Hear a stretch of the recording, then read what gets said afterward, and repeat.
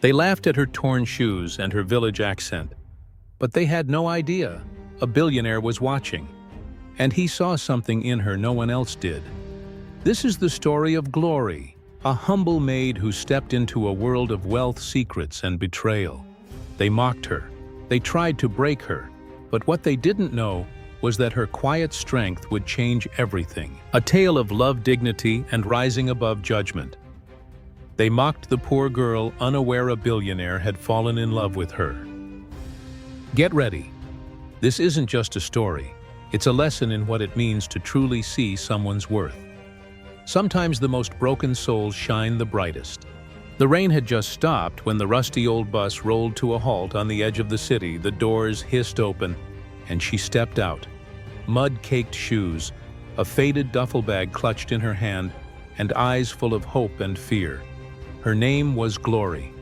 19 years old, born in a forgotten village where dreams were a luxury, and survival was the only pursuit.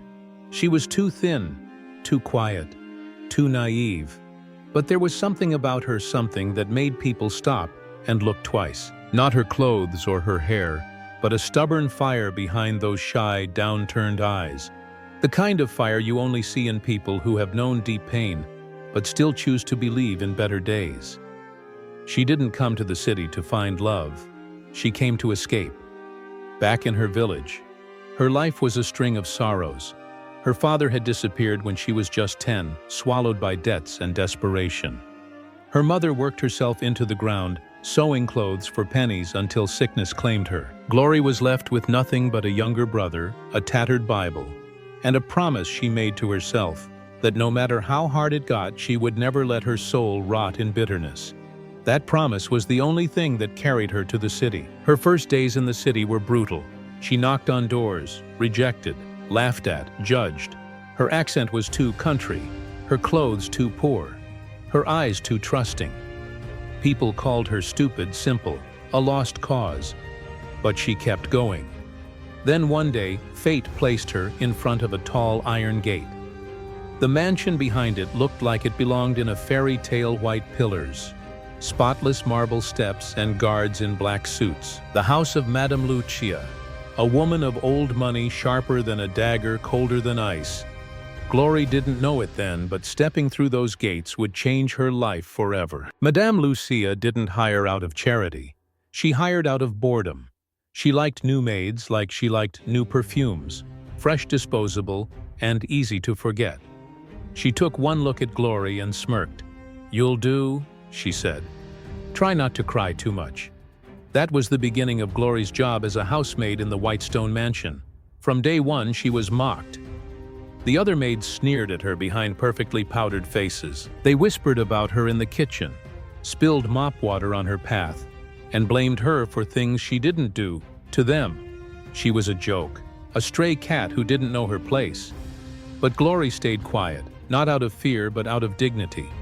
She scrubbed floors till her hands bled, stayed up late, polishing glass that no one noticed, and swallowed her tears until they became strength. What none of them knew was that someone was watching. Harrison was the mansion's head of security. Tall, brooding, a man of few words and many secrets. He had a military past no one talked about, and a scar on his right brow that hinted at violence. He wasn't born into money, but he earned his place in this world with fists and fire. To most, he was a shadow. To Glory, he was the first person who ever truly saw her. At first, he noticed her because she was different. She didn't flirt, didn't gossip, didn't play games. When she smiled, it was real. And when she hurt, she hid it, like a soldier. One night, he caught her outside crying alone after being punished for something she didn't do. He didn't say anything, just placed a handkerchief beside her and walked away. That night, something shifted. Over the weeks, Harrison watched her work in silence. He started protecting her in small ways, replacing broken tools, fixing her chores, so others couldn't sabotage her. Leaving notes when trouble was brewing. Glory noticed but said nothing. She didn't dare believe anyone could be kind without a price. But kindness, real kindness, leaves a mark. One morning when one of the maids accidentally spilled hot tea on her, Glory didn't cry. She simply excused herself and cleaned the wound, but Harrison saw it. That night, the maid was transferred out without explanation. Glory suspected but never asked. Trust was slowly building brick by brick. Then came the garden party. It was Madame Lucia's birthday, and the entire high society came. Men in silk ties, women in gowns that cost more than Glory had ever seen in her life. For that one day, the mansion turned into a castle, and Glory, as usual, became invisible until she wasn't. She was sent out to serve drinks, not because she was ready, but because one of the regular maids called in sick. Her hands trembled as she walked between the guests, terrified of making a mistake. The mocking whispers followed her like shadows. "What's that rag doing here? She smells like the village." But just as she nearly dropped a tray, someone caught it. A man in a sharp navy suit with eyes like winter and a voice like silk. Leonard Carlisle, billionaire philanthropist, heir to an empire. And for some reason utterly captivated by her. Leonard had seen many women in his life, beautiful, polished, rehearsed. But Glory was none of those things. She was raw, real. Her fear wasn't performance, her kindness wasn't strategy. She looked at him like he was a man, not a prize. "Are you all right?" he asked. Setting the tray down, Glory blinked. "Yes, sir, I'm fine." "Don't call me sir," he said gently. "Call me Leonard." And with that, the world shifted again. The whispers got louder after that. Some said she was trying to seduce him. Others mocked her for daring to look a billionaire in the eyes. But Leonard didn't care. He started showing up more often, bringing flowers for Madame Lucia, but always stealing glances at Glory. He'd ask her little questions about her village, her favorite books, her dreams. At first she barely answered, but slowly, like a bud in spring, she opened up.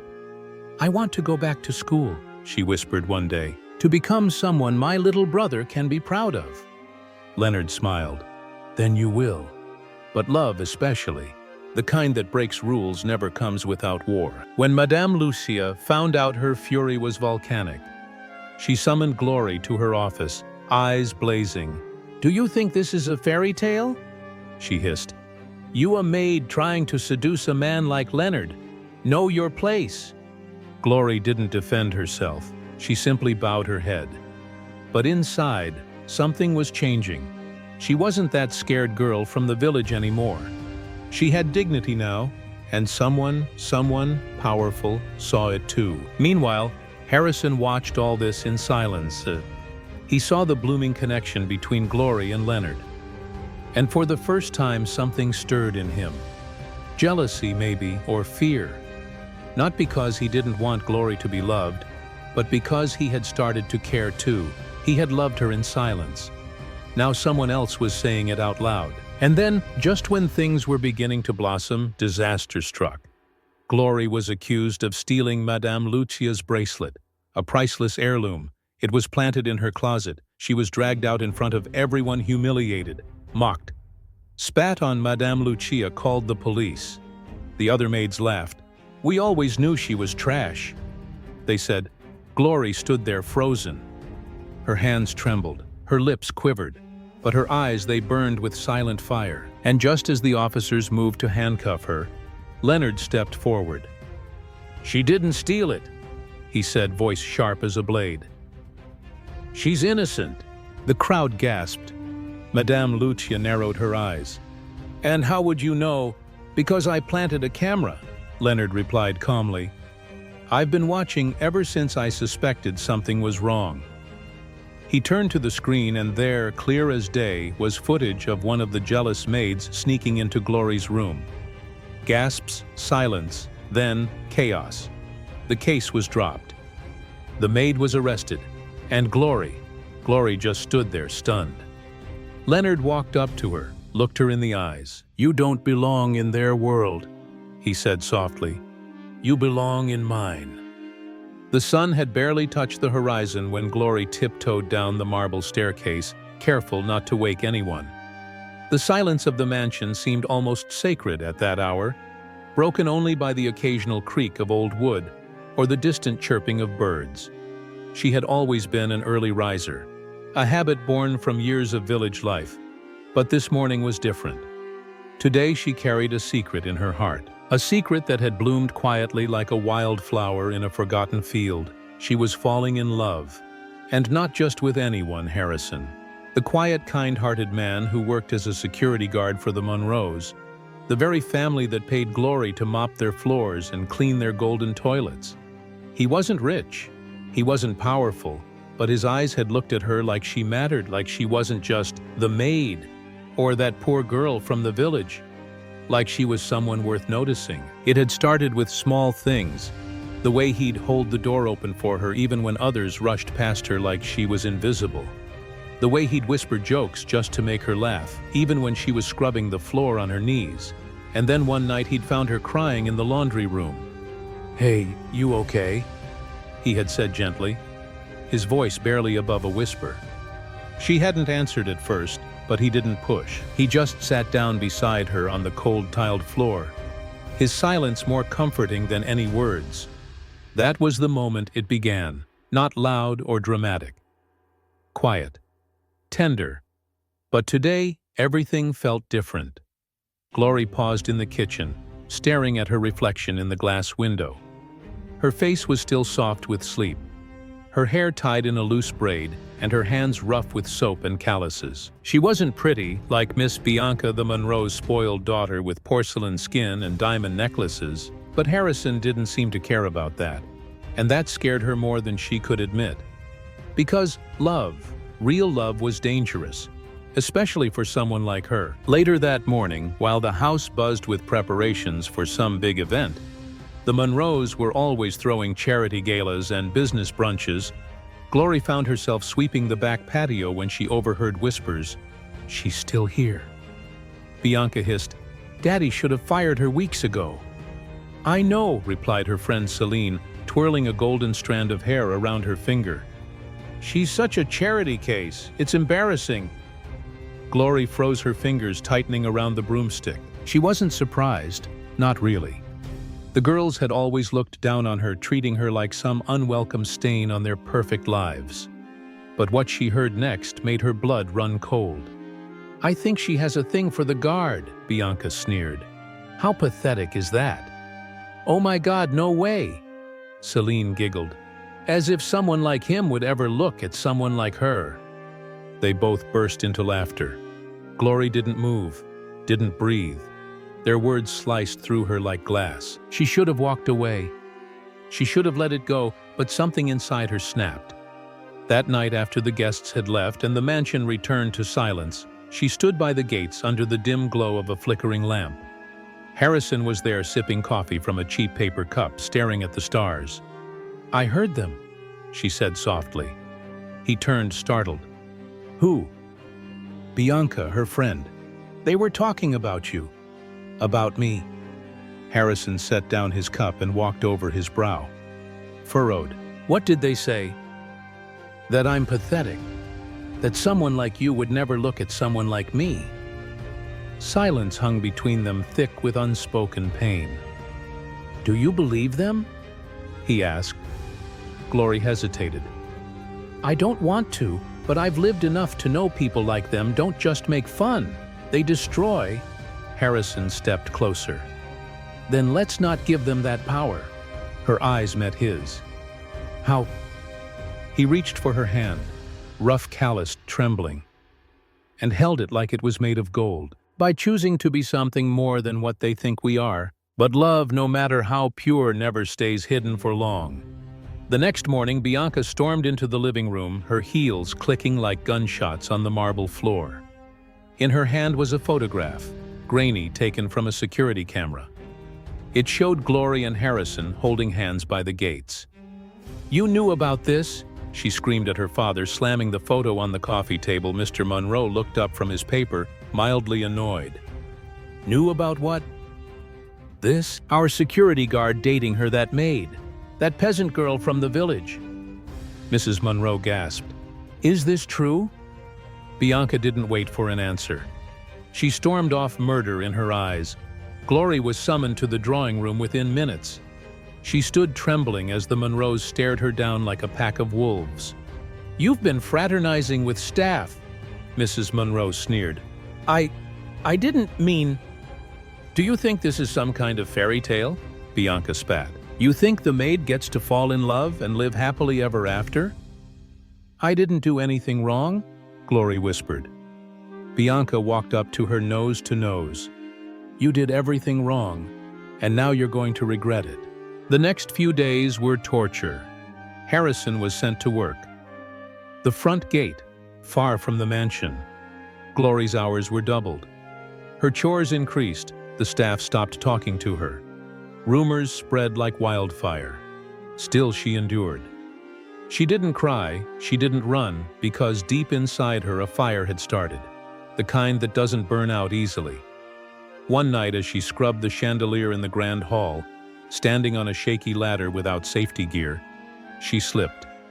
The world tilted, glass shattered, and then darkness. When she woke up, she was in a hospital bed. Her head was bandaged, her wrist in a cast. The first face she saw was Harrison's. His eyes were red. You almost died. She smiled weakly. But I didn't. He reached into his pocket and pulled out a small velvet box. I was going to wait, but seeing you like that broke and hurt. It made me realize I don't want to waste any more time.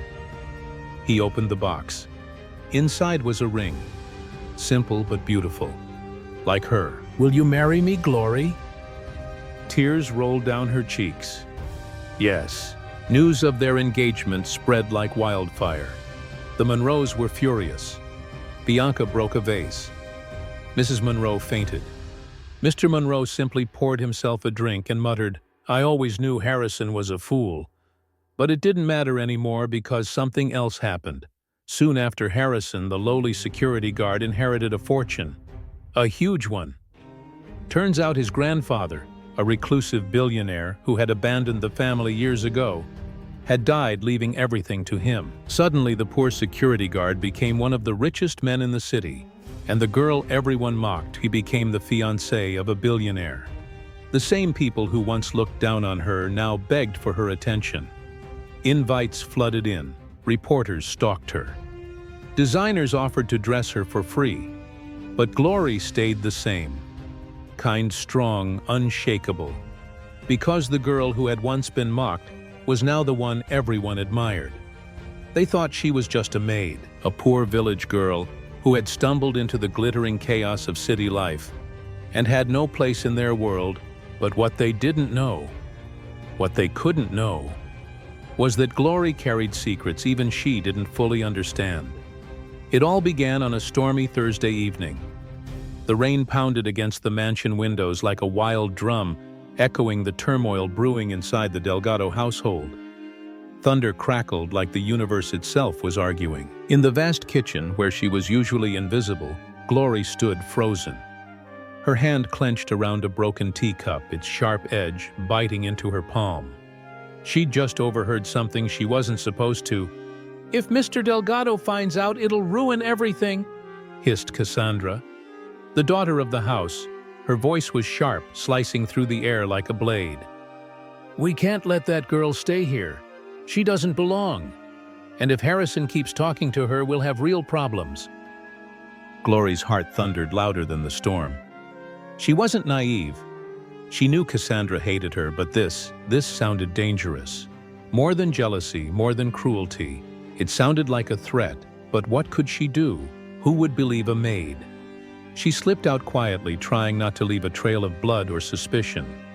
The mansion was big enough for her to disappear into shadows, and she'd mastered the art of silence. As she washed her hands in the dim staff bathroom, she stared into the mirror.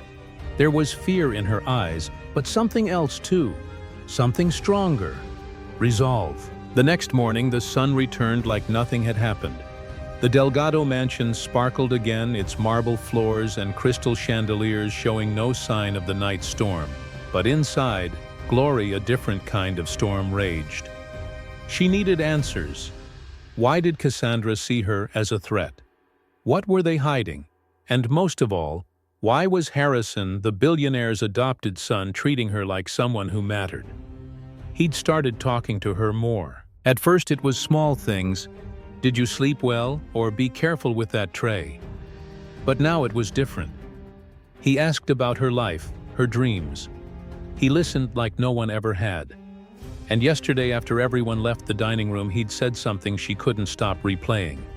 "You have a strength they don't see, Glory, but I see it." No one had ever said anything like that to her. Not in the village, not in the city. No one. That night she crept into the library, an off-limits room to all staff. But Glory had long since learned that the mansion's rules only applied to those too scared to break them. She searched through drawers, shelves, anything that might explain why the family was acting so strange, why Cassandra's voice had dripped with panic, why she'd said, "If Mr. Delgado finds out." And then, tucked beneath a stack of old blueprints, she found it. A folder unmarked, yellowed by time. Inside were photographs, documents, newspaper clippings. One photo made her blood run cold. It was her, a picture of Glory as a child holding her mother's hand in front of a burned-down house. She stumbled back, heart racing. Why did the Delgados have this?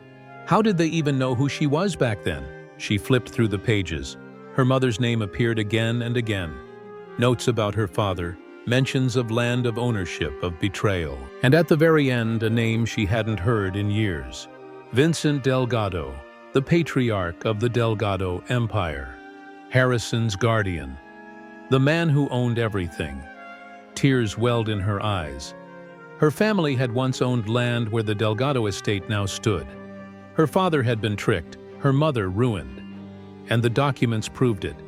They'd taken everything. The next morning, Glory woke up different. She walked through the halls not like a maid, but like someone who knew she belonged. The other servants noticed. Even Cassandra raised a suspicious eyebrow as Glory passed without lowering her gaze. Harrison found her in the garden. He was reading again. He always had a book in his hand, which felt oddly poetic for a man with so much money and power. "You look..." He hesitated, then smiled, like someone who's decided something. "Live," she said quietly. He waited, sensing it wasn't just small talk. "I'm leaving," she finally said. His smile faded. "Why?" She looked at him, really looked at him. "Because if I stay, I'll either lose myself or destroy everything." He stepped closer, the book forgotten. "Tell me what happened." So she did not. Everything. Not yet, but enough. The betrayal, the folder, the photo. His face darkened as she spoke. He wasn't shocked, but he was angry and not at her. "I knew they were hiding something," he muttered, "but I didn't know it was you." "What does that mean?" she asked. He didn't answer right away. When he finally did, his voice was heavy. "Glory, my father made mistakes, big ones, and I think you're part of the price he's going to have to pay." That night Harrison confronted Cassandra. Voices echoed through the hall, loud, furious. "I told you to leave her alone," he shouted. "She's manipulating you," Cassandra spat. "She wants revenge. She's trash from the village. Harrison, open your eyes." "No," he said coldly. "You open yours." Glory listened, from behind the door, trembling.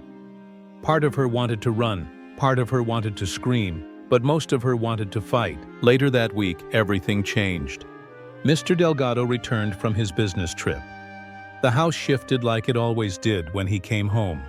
More silence, more tension. He was tall, commanding, a man who had built empires and ruined lives without flinching.